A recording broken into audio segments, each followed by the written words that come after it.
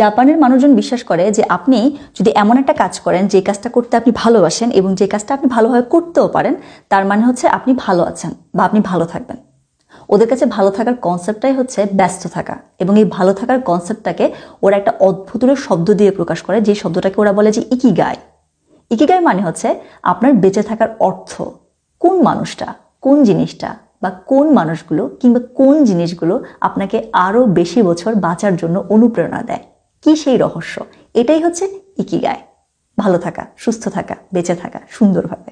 তো যেটা নিয়ে কথা বলতে চাচ্ছি সেটা হচ্ছে জাপানের দক্ষিণ দিকের একটা দ্বীপ যেটার নাম হচ্ছে ওকিনাওয়া, এবং ওই দ্বীপের মানুষজন পৃথিবীর অন্যান্য যে কোনো অঞ্চলের মানুষজন, এমনকি জাপানের অন্যান্য যে কোনো অঞ্চলের মানুষজনের চেয়ে বেশি বছর বাঁচে বা এদের গড় আয়ু বেশি।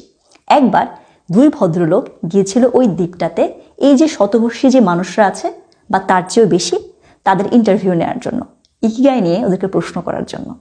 তো ওদের ওই ইন্টারভিউতে মোটামুটি যেই কথাবার্তাগুলো ফুটে উঠেছিল সেগুলোকে যদি সাম আপ করা যায়, তাহলে ইকিগাই সম্পর্কে বা ভালো থাকা সম্পর্কে ওদের যে রহস্যটা, সেটাকে 10টা নিয়মে ভাগ করা যায় বলে বলা যায়। তো আজকের এই ভিডিওতে আমরা ওই ইকিগাইয়ের যে 10টা রুলস বা জাপানিজরা যেটাতে বিশ্বাস করে যে যে কাজগুলো করলে আপনি ভালো থাকবেন, সুস্থ থাকবেন, সেগুলো নিয়ে আমরা কথা বলবো, 10টা নিয়ম নিয়ে। ঠিক আছে? তো আপনারা যারা এখনো বইটা পড়েননি তারা পড়তে পারেন, এই বইটাতে এই কথাগুলো লেখা আছে, ইকিগাই বইটাতে।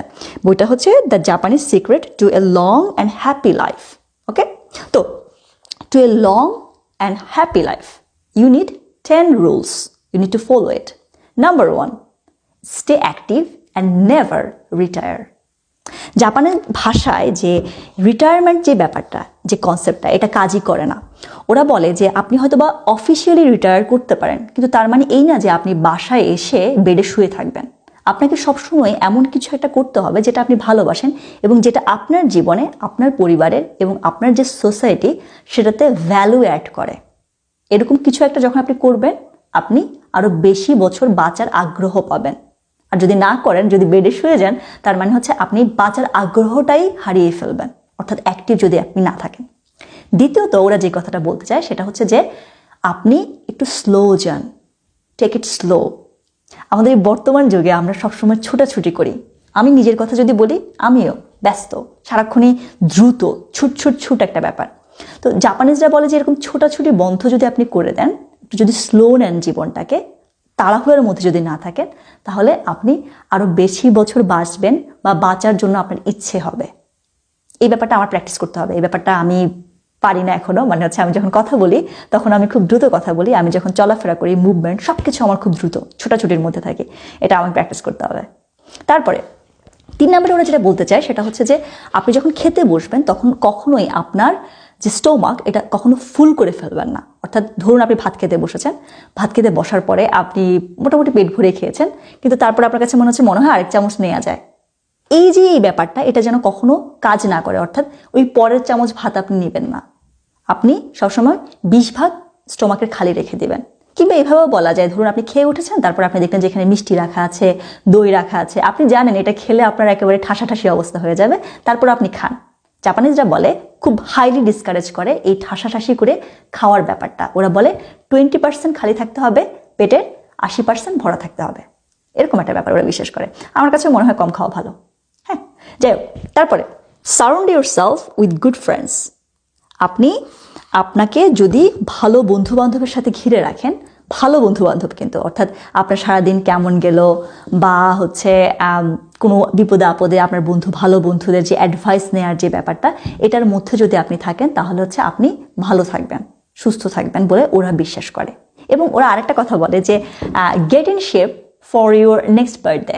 অর্থাৎ আপনি কখনো আপনার শরীরে যেন মরিচা না পড়ে যায়, হ্যাঁ, জং যেন না ধরে যায়, ওই ব্যাপারটা আপনাকে খেয়াল রাখতে হবে সবসময়। অর্থাৎ আপনি মোটামুটি এক্সারসাইজ করতে হবে, ভারী এক্সারসাইজ না, আপনার ঘরোয়া কাজ, জেন্টাল যে মুভমেন্ট, এগুলোর মধ্যে আপনাকে থাকতে হবে। যদি আপনি এগুলো মেনটেন করেন, তাহলে হচ্ছে আপনি ভালো থাকবেন। তারপর ওরা যেটা বলতে চায় সেটা হচ্ছে হাসি।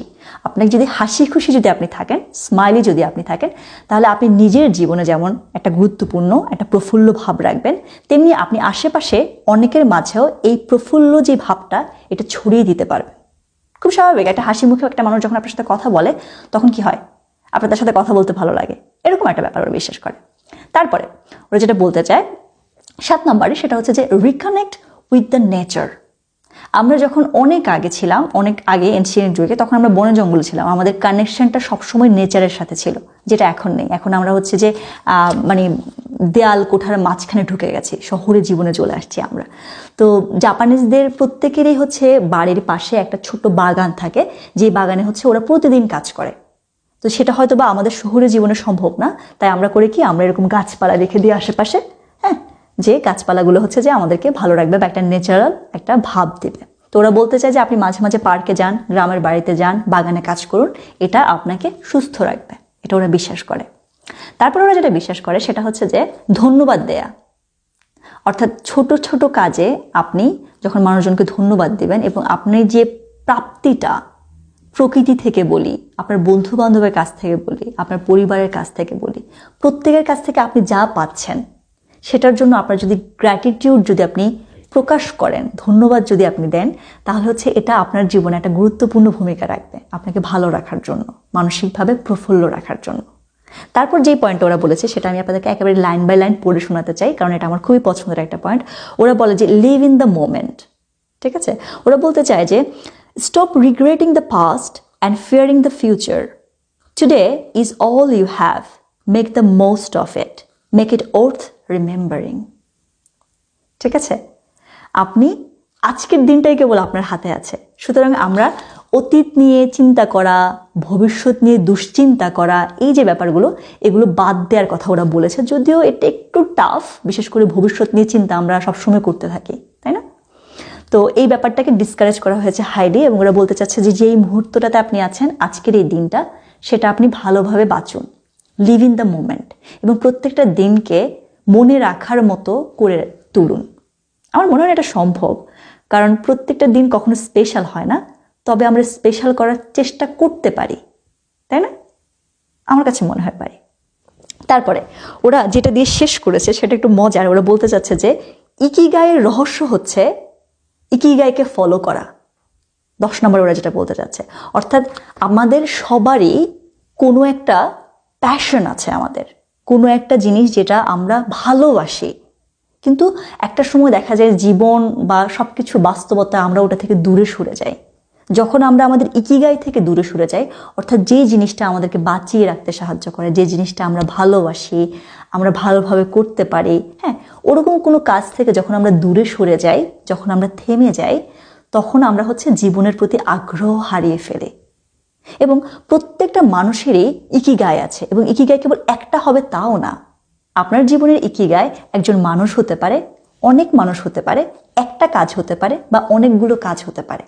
যদি আপনি না জানেন যে কোন জিনিসটা, কোন মানুষটা, কোন কাজগুলি বা কোন মানুষগুলি আপনার ইকিগাই, তাহলে আপনার উদ্দেশ্য হচ্ছে, জীবনের প্রথম উদ্দেশ্য বা মিশন যেটা, সেটা হচ্ছে এই ইকিগাইটা কি, আপনার কোন জিনিসটা আপনাকে ভালো রাখে, বাঁচতে সাহায্য করে, সেটা খুঁজে বের করা এবং সেটাকে সবসময় ফলো করা, কখনো আপনার ইকিগাই থেকে দূরে সরে না যাওয়া।